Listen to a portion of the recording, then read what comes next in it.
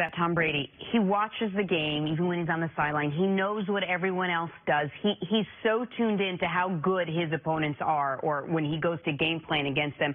See, which team do you trust more moving forward, the Patriots or the Chiefs?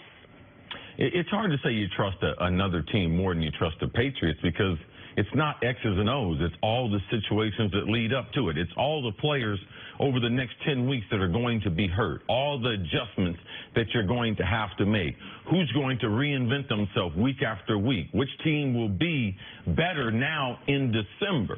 And New England has passed all those things with flying colors. So it's not a matter of the X's and O's. They have Tom Brady. They have Bill Belichick. They face more adversity than any team out there. It's the Patriots, and how they do things is what I have to trust more. Now, Kansas City has a lot of talent. I believe their offense will be explosive. It's hard to be last in yards per game and think you're going to trust that defensively. Because it's that right there, that's time of possession right there. So you're going to have games. What if you have bad weather? And what if you have a game where a team has the ball 36, 38 minutes? How are you going to win those games? You have to play a perfect game. Can't turn the ball over, so it puts a lot of pressure on the offense. That's why I got to trust the Pats more. We both sat here yesterday and said that we believe the Chiefs are better, that if this game were in Arrowhead, they would have won, that the Patriots played their perfect game. And that Chiefs if there was 10 more seconds or 2 minutes on if the Chiefs got the ball last, they would have won. And that the Chiefs have reinforcements coming in the form of Justin Houston and potentially Eric Berry. I still believe all of those things. I also think you have to trust the Patriots more. Because the Patriots, we know they can sustain injury. We've seen them do it.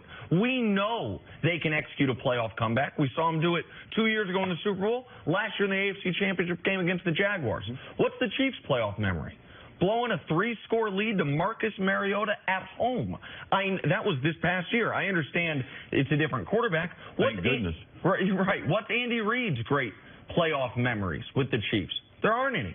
Losing the game that I mentioned right there, losing a game to the Steelers where you score 2 touchdowns, they score none, it's at home, and you still lose that game. Like, for all of those reasons, you have to trust the Pats more, even if you think the Chiefs are better, even if you think the Chiefs are more talented. That's what they've earned and what Brady's earned. And I thought Coach made a very interesting point yesterday when I pressed him on, all right, if you don't believe in Patrick Mahomes, what young quarterback do you believe in? Do you believe in Carson Wentz?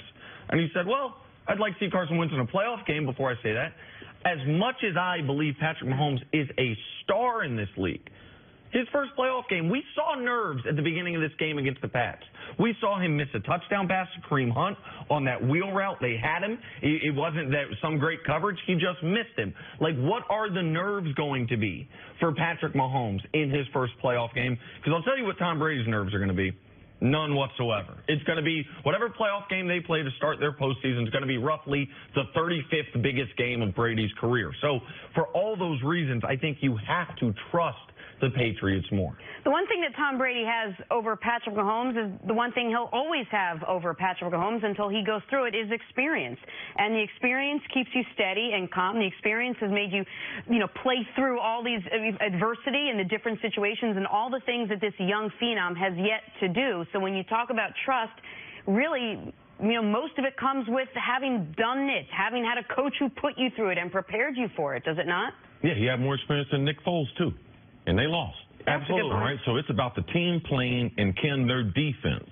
Which one of these defenses in the most critical time can get a third down stop, can get a turnover, who's going to have the ball last?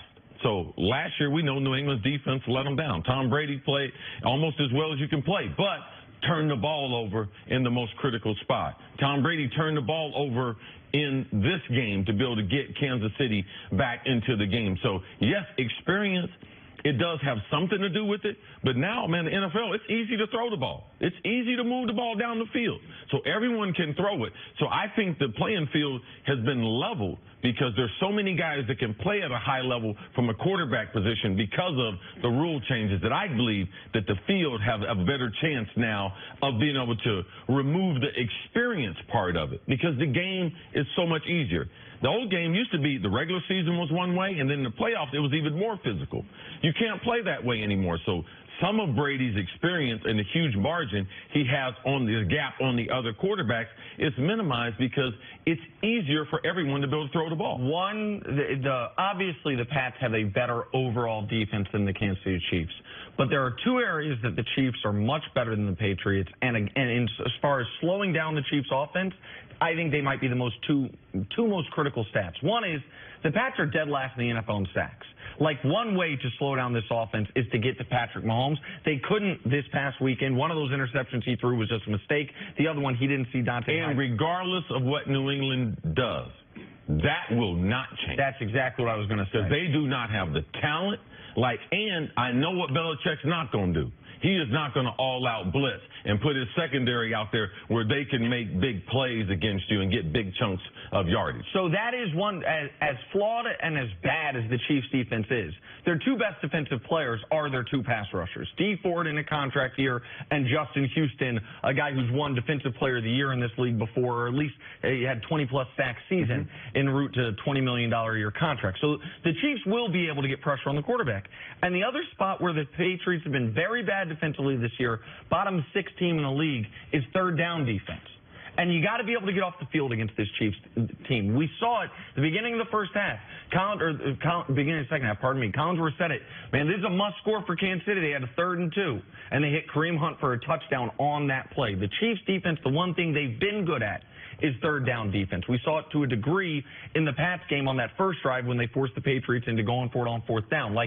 So even though I agree with you, dead last in yards, that's a problem no matter what. The Pats have their issues as well, and that sack number, that's not, they don't have the reinforcement coming. They don't have Justin Houston coming off the injured list that's going to come to help them out in that regard. How big is the talent gap between these two? I know we just really touched on it here, but looking at two teams overall, how big is the talent gap between the Patriots and the Chiefs? This is the thing. If you look at just talent, and we're going to have a Sparks test and everything, of course Kansas City is going to win. But the one thing that's not important is how talented are you and how good can you play football.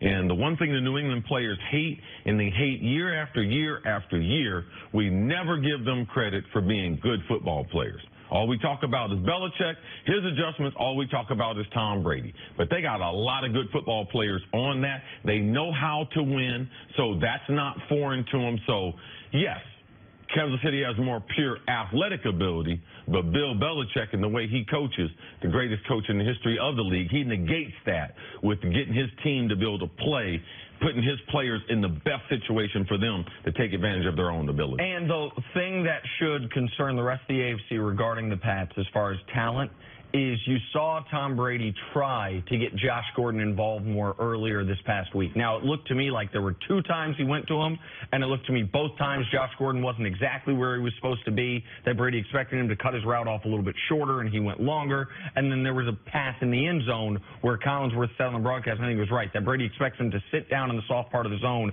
and he just kept going across the field. If Josh Gordon over the next 10 weeks can stay on the field and can get more in sync with Brady, then that's more of a talent equalizer than I anticipated the Patriots being able to bring in midseason. All right, we got to take a break. Coming up on the other side, talk some